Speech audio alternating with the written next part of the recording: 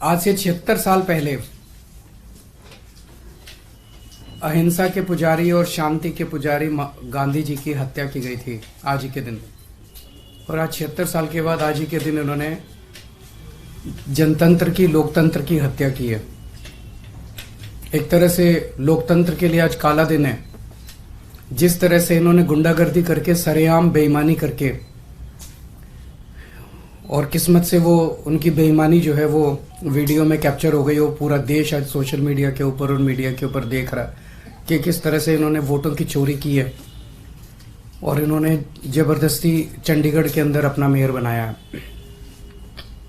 Issue ये नहीं है कि मेयर किसका बनना चाहिए। चुनाव है, चुनाव में हार जीत तो लगी रहती है। कभी वो जीतते हैं, कभी हम जीतते हैं। देश नहीं हारना चाहिए, देश जरूरी है। जनतंत्र नहीं हारना चाहिए, जनतंत्र जरूरी है। पार्टियां आती जाती रहती हैं, नेता आते जाते रहते हैं, मेयर आते जाते रहते हैं। मेयर इंपॉर्टेंट नहीं है। इशू आज ये नहीं है कि हमारा मेयर बनना था, हमारा मेयर नहीं बना। इशू नहीं है कि इंडिया गठबंधन को आज जीतना था, वो नहीं जीता। इशू है कि सरेआम दिन दहाड़े इन लोगों ने इतनी गुंडागर्दी और बेईमानी से आज चंडीगढ़ मेयर का चुनाव जीता है कि अगर इसको पूरे देश ने मिलकर नहीं रोका तो आने वाले समय के अंदर ये देश के लिए बहुत खतरनाक है। 2 साल पहले चुनाव हुए थे चंडीगढ़ के म्यूनिसिपैलिटी के। उसके आंकड़े ये हैं कि 13 हमारे काउंसलर हैं, 7 कांग्रेस के हैं, 15 इनके हैं और एक अकाली दल का है जो इनके साथ है, तो 16 इनके हैं। 13 हमारे, 7 कांग्रेस के और 16 इनके, टोटल 36 हैं।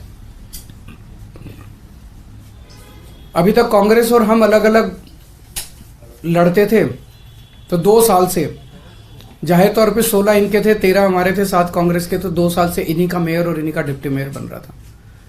स्टेट कैलकुलेशंस है, स्टेट। इस बार इंडिया गठबंधन के तहत कांग्रेस और आम आदमी पार्टी साथ आ गई, तो स्टेट इलेक्शन था, 20 हमारे थे, 16 उनके थे। इसमें कोई बहुत बड़ी गणित नहीं थी, इसमें कोई बहुत बड़ा वो नहीं था।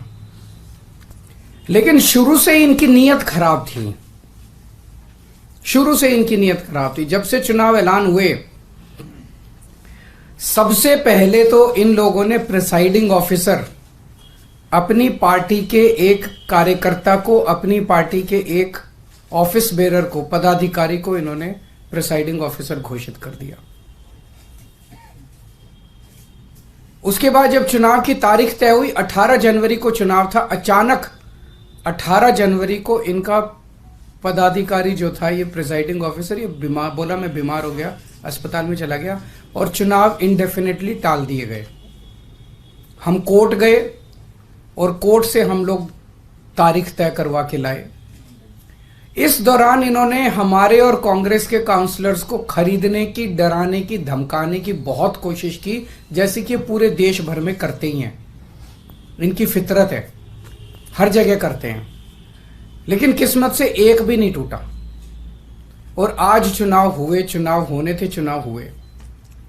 कोर्ट के डायरेक्शंस के बावजूद इन लोगों ने जो बदमाशी की, हम सब देखते हैं कि चुनाव तो हुआ आज, लेकिन जब चुनाव के वोटों की गिनती होती है, चाहे राज्य स्तर का चुनाव हो, चाहे देश का चुनाव हो, गिनती के वक्त मशीन का नंबर बताया जाता है, दिखाया जाता है। उसके बाद वोट जब उसको टोटल किया जाता है, मशीन का दिखाया जाता है, भाई किस पार्टी को कितने वोट मिले, सब कुछ दिखाया जाता है। और सारी पार्टियों के एजेंट बाकायदा अच्छे से देखते हैं। यहां भी प्रोसीजर ये था, कानून में ये था कि हर पार्टी का एजेंट वहां बैठेगा और पार्टी का एजेंट को, जैसे दिल्ली में भी एमसीडी के चुनाव हुए, एमसीडी के मेयर का चुनाव हुआ, वो भी बैलेट पेपर से होता है, तो वो सारे एजेंट बैठते हैं, एक एक वोट बाकायदा सभी एजेंट्स को दिखाए जाते हैं। अगर किसी एजेंट को कोई आपत्ति करनी हो, भाई ये वोट इनवैलिड है, तो वो सबको दिखाया जाता है। अगर कोई एजेंट कहता है ये वोट इनवैलिड है, सबको दिखाया जाता है, सब उस पर अपने अपने तर्क देते हैं और प्रिसाइडिंग ऑफिसर अपनी उस पर रूलिंग देता है। एक तरह से क्वासी जुडिशियल वो करता है कि उस पर रूलिंग देता है। इन महाशय ने, जो इनके पदाधिकारी बीजेपी के आदमी थे, प्रिसाइडिंग ऑफिसर थे, इन्होंने आज किसी एजेंट को अपने पास नहीं आने दिया। इन्होंने सारे एजेंट्स को दूर धकेल दिया और खुद ही सारी वोट लेके बैठ गए। और बकायदा कैमरे के अंदर दिखाई दे रहा है कि किस तरह से वोट, जो हमारे वोट थे उनके ऊपर वो टिक मार्क करके उसको इनवैलिड, मतलब 2 टिक मार्क लग गए तो ये वोट इनवैलिड हो जाएगा। वो टिक मार्क करके इनवैलिड करते जा रहे हैं और फिर नीचे साइन कर रहे हैं।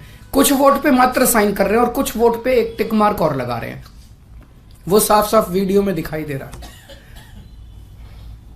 तो 36 वोट पड़ने थे, 36 में 16 इनके थे, 20 हमारे थे, 16 इनके पड़ गए, 16 इनके पक्ष में पड़े। 20 में से 8 वोट जो हमारे थे वो 8 वोट इन्होंने कैंसिल कर दिए, इनवैलिड डिक्लेयर कर दिए। यानी कि 36 में से 8 वोट मतलब 25% वोट इनवैलिड डिक्लेयर कर दिए। ये कौन सा चुनाव हुआ? पिछले साल जब चुनाव हुए थे तो हमारा 1 वोट इनवैलिड डिक्लेयर हुआ था। तो ऐसा तो नहीं कि हमारे वालों को वोट डालना नहीं आता, वोट तो डालना आता है। पिछली बार भी डाला था, इस बार भी डाला है। इस बार कैसे ऐसा हो गया कि सारे वोट डालना भूल गए हमारे वाले, सारे वोट इनवैलिड हो गए? तो पहले से सोच के आए थे कि इनको गुंडागर्दी मचानी है। किस्मत अच्छी थी कि कैमरे के अंदर सब कुछ पकड़ा गया। बड़ी इंटरेस्टिंग चीज है कि चुनाव के पहले कल ऑर्डर जारी करके चंडीगढ़ एडमिनिस्ट्रेशन ने मीडिया की एंट्री बैन कर दी।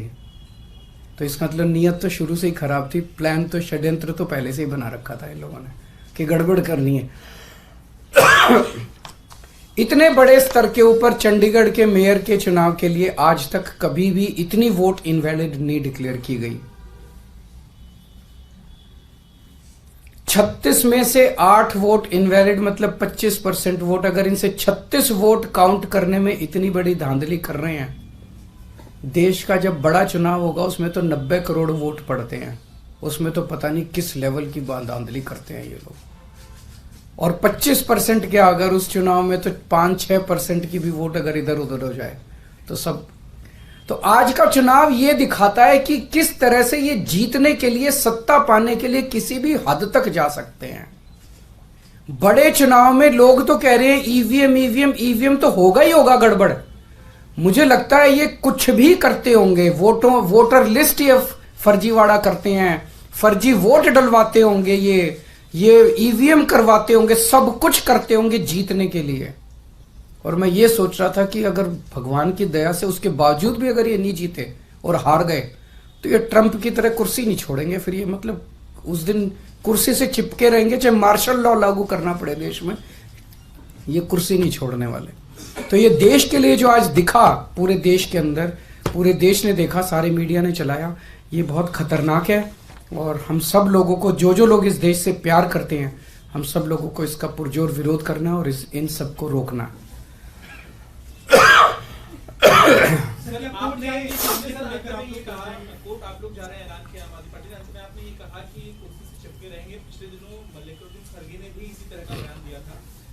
आखिरी वोटिंग चुनाव है, उसके बाद प्रेसिडेंशियल इलेक्शन हो जाएगा बाकी कंट्रीज की तरह। तो ये आप मान के चल रहे हैं कि ऐसा होगा या फिर आपको? ये सारे जो आसार दिखाई दे रहे हैं ये इसी तरफ इंगित करते हैं कि बहुत बड़े स्केल के ऊपर कुछ तो गड़बड़ है।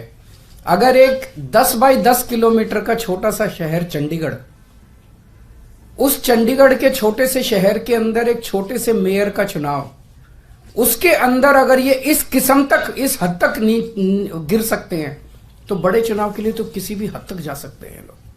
सर, तो आप इस बात को समर्थन कर रहे हैं कि ईवीएम जो है उसमें भी अब गड़बड़ी करने की सरकार? देखिए, अभी जो कई सारे मैंने देखे हैं वीडियोस, कई सारे, उसके ऊपर एक दिन अलग से चर्चा कर सकते हैं।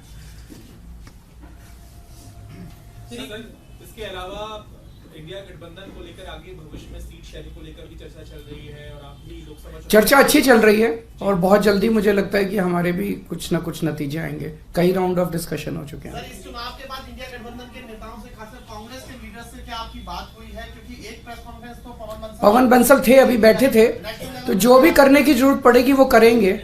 आज मेरा मकसद चंडीगढ़ का मेयर इंपॉर्टेंट नहीं है देश के लिए। चंडीगढ़ का मेयर आम आदमी पार्टी का बने, इसका बने, उसका बने, इंपॉर्टेंट नहीं है।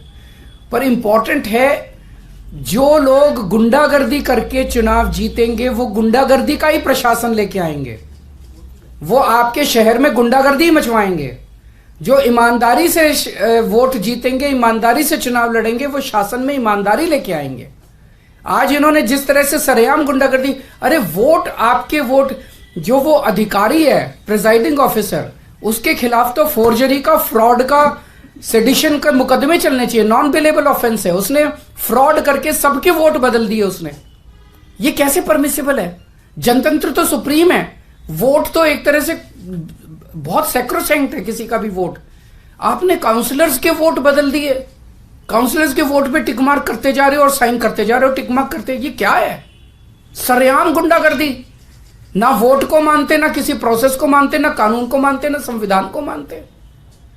सर, बिहार से लेके झारखंड तक ईडी कार्रवाई कर रही है, और हेमंत सोरेन हो चाहे तेजस्वी यादव हो, इस पर एक प्रतिक्रिया आप दे दीजिए। क्या आपका कहना है कि ईडी इतने बड़े स्तर पे कार्रवाई क्यों कर रही है? मैं आपसे ही पूछना चाहता हूं कि क्यों कर रही है। एक इन्होंने माहौल ये बनाया पूरे देश के अंदर, अब राम मंदिर का वो उद्घाटन हो गया, राम मंदिर का, अब तो इतनी सीट आएंगी और इतनी सीट आएंगी। अगर इतनी सीट आ ही रही थी तो ईडी की क्या जरूरत थी? फिर ये सब नौटंकी करने की क्या जरूरत थी? इसका मतलब इतनी सीट नहीं आ रही है, इसका मतलब ईडी की भी जरूरत है, फर्जीवाड़े की भी जरूरत है, गुंडागर्दी करने की भी जरूरत है, तब सीट आएंगे इनकी। अगर अपने आप सीट आ रही होती तो क्यों करते ये इतना सारा? क्यों ईडी पीछे भेजते? क्यों नीतीश जी को तोड़ते? क्यों उधर एनसीपी तोड़ते? क्यों शिवसेना तोड़ते? क्यों सबके पीछे ईडी छोड़ते? ये इसलिए कर रहे हैं क्योंकि इनकी सीटें नहीं आ रही हैं। लोग इनसे परेशान हो चुके हैं, लोग फेडअप हो चुके हैं। इंडिया गठबंधन की सीट शेयरिंग ठीक से हो गई तो इंडिया गठबंधन इनको, आज अगर चुनाव ईमानदारी से हो जाता, इंडिया गठबंधन का सीधा सीधा था, 16 वोट इनके थे, 20 हमारे थे, हम इंडिया गठबंधन की पहली जीत होती।